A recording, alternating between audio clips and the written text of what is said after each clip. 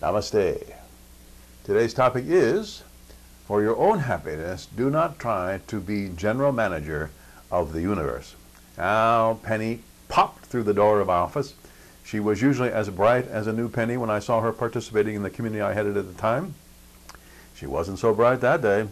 Though she was neatly dressed in a dark business suit and black heels, her countenance was drooping.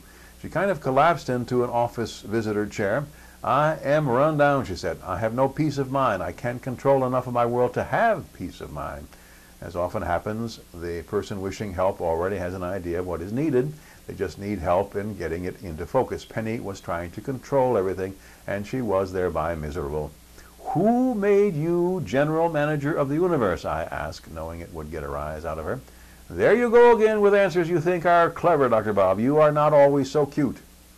I smiled at her. She finally caught her own cuteness in riposte to my remark. She giggled a little then. "Trying to be in control of me too?" I asked.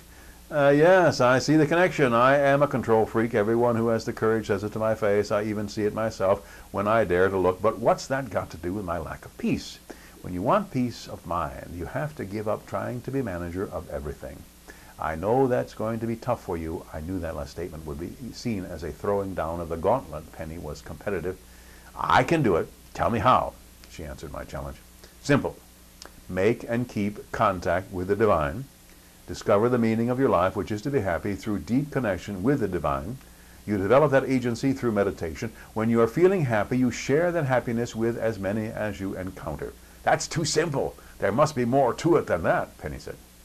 "I get that a lot," I said. "That is the bare bones. Nothing more to do than that, except—" "I knew there was a catch. What is it?" Penny challenged. "Here it is," I told her. I went on to explain that she would have to give up managing everything and everybody.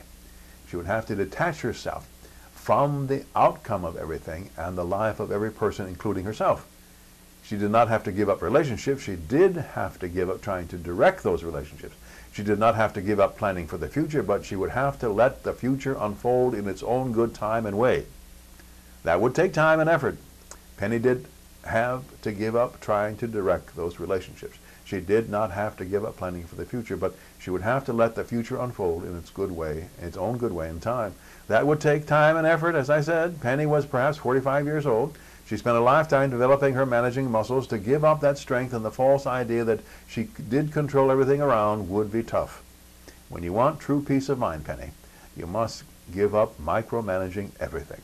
Even give up macromanaging. There was stunned silence on her face. I remember watching the color as it slowly drained from her cheeks. "Are you all right?" I asked. She cleared her throat and said, "Yes, I think so. I just realized what you are saying. I have to change my way of life and dealing with life. Is that right?" I told her I thought she was correct. "But," I said, "when you discover your meaning and happiness more deeply than you have to this point, you will find it much easier to detach yourself."